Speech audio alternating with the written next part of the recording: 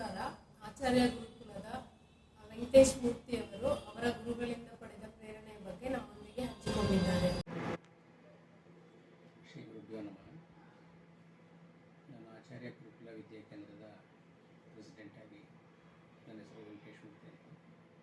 So ನಾನು 82-83ನಲ್ಲಿ ನನ್ನ ಗುರುಗಳು ಆಧ್ಯಾತ್ಮಿಕ ಗುರುಗಳಾದ ಶ್ರೀ ಪ್ರಭಾಕರ್ ಗುರುಜಿಯವರಿಂದ ಟ್ರಾನ್ಸೆಂಡೆಂಟಲ್ ಮೆಡಿಟೇಷನ್ ಅಂತ ಒಂದು ಕೋರ್ಸ್ ಮಾಡ್ಕೊಂಡೆ. ಆವತ್ತು ನನ್ನ ಲೈಫ್ಗೆ ಒಂದು ಟರ್ನಿಂಗ್ ಪಾಯಿಂಟ್ ಸಿಕ್ತು.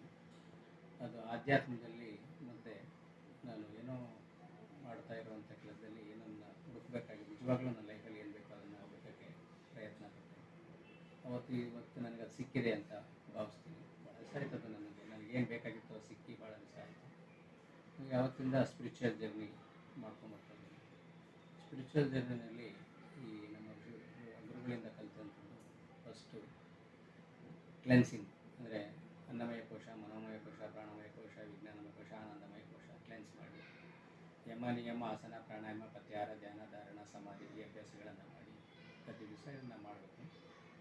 ಇದನ್ನು ಪ್ರಾಕ್ಟೀಸ್ ಮಾಡೋದು. ಸೊ ಅದರಿಂದ ಆದಾಗ ಕುಂಡಲಿನಿ ಜಾಗೃತ ಆಗುತ್ತೆ.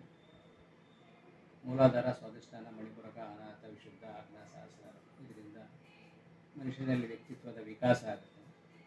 ಆವಾಗ ನಮಗೆ ಏನು ಹೊರಗಡೆ ಕಾಣಿಸುತ್ತೋ ಅದೆಲ್ಲ ಸರ್ವಂ ಕಲ್ವಿದಂ ಬ್ರಹ್ಮ, ಅಷ್ಟು ಅಹಂ ಬ್ರಹ್ಮಾಸ್ಮಿ, ಅಹಂ ಬ್ರಹ್ಮಾಸ್ಮಿಯಿಂದ ಸರ್ವಿದಂ ಕಲ್ವಿದಂ ಬ್ರಹ್ಮ, ಅಂದರೆ ನನ್ನಲ್ಲಿರೋ ಭಗವಂತ ಎಲ್ಲರಲ್ಲೂ ಇದ್ದಾನೆ. ಪ್ರಾಣಿನಲ್ಲಿ, ಪಕ್ಷಿನಲ್ಲಿ, ಪ್ರತಿಯೊಂದು ಚರಾಚರ ವಸ್ತುಗಳಲ್ಲೂ ನನ್ನಲ್ಲಿರೋ ಭಗವಂತನೇ ಎಲ್ಲ ಕಡೆ ಇದ್ದಾನೆ ಅಂತ ನನಗೆ ಅನುಭವಪೂರ್ವಕವಾಗಿ ಎಕ್ಸ್ಪೀರಿಯೆನ್ಸ್ ಆಗಿದೆ.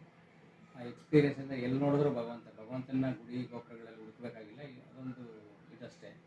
ಬಟ್ ಎಲ್ಲಿ ನೋಡಿದ್ರೂ ಭಗವಂತ ಕಾಣುವಂಥ ಸ್ಥಿತಿ ಬರಬೇಕಂತಂದರೆ ಈ ಸಾಧನೆ ತುಂಬ ಮುಖ್ಯ. ಹಾಗಾಗಿ ಈ ಸ್ಥಿತಿ ಇವತ್ತು ನನ್ನ ಗುರುಮುಖೇನ ನನಗೆ ಸಿಕ್ಕಿದೆ. ಎಲ್ಲರಲ್ಲೂ ಭಗವಂತ ಕಾಣಿಸ್ತಾನೆ. ಒಂದು ಪ್ರಾಣಿ ಪಕ್ಷಿಯಲ್ಲಿ ಕೂಡ ಭಗವಂತನ ನೋಡ್ಬೋದು, ಒಂದು ಗಿಡ ಮರಗಳಲ್ಲಿ ಭಗವಂತನ ನೋಡ್ಬೋದು, ಬೆಟ್ಟ ಗುಡ್ಡಗಳಲ್ಲಿ ನೋಡ್ಬೋದು, ನದಿ ಸರೋವರಗಳಲ್ಲಿ ಭಗವಂತನ ನೋಡ್ಬೋದು. ನಮ್ಮ ಪ್ರಕೃತಿನೇ ನಮಗೆ ಭಗವಂತನ ಸ್ವರೂಪವಾಗಿ ಕಾಣಿಸುತ್ತೆ. ಹಾಗಾಗಿ ಈ ಸ್ಥಿತಿ ಬರೋಕ್ಕೆ ನಮ್ಮ ಗುರುಗಳ ಆಶೀರ್ವಾದ ಮತ್ತು ಗುರುಕೃಪೆ ತುಂಬ ಮುಖ್ಯ. ಹಾಗಾಗಿ ಭಗವಂತನ ಕೃಪೆ ತುಂಬ ಮುಖ್ಯ.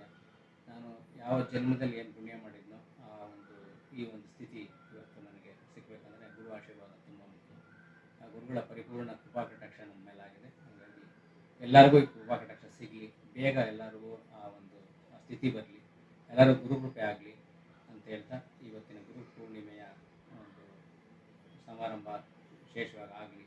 ಎಲ್ಲರೂ ಗುರುವಿನ ಪೂಜೆ, ಗುರುವಿನ ಶ್ರದ್ಧಾಭಕ್ತಿಯಿಂದ ಆಚರಣೆ ಮಾಡಿ ಗುರುಕೃಪೆ ಎಲ್ಲರಿಗೂ ಆಗಿ ಗುರುವಿನಿಂದ ಭಗವಂತನ ದರ್ಶನ ಎಲ್ಲರಿಗೂ ಸಿಗಲಿ ಅಂತ ಈ ಸಂದರ್ಭದಲ್ಲಿ ಆಶಿಸ್ತಾ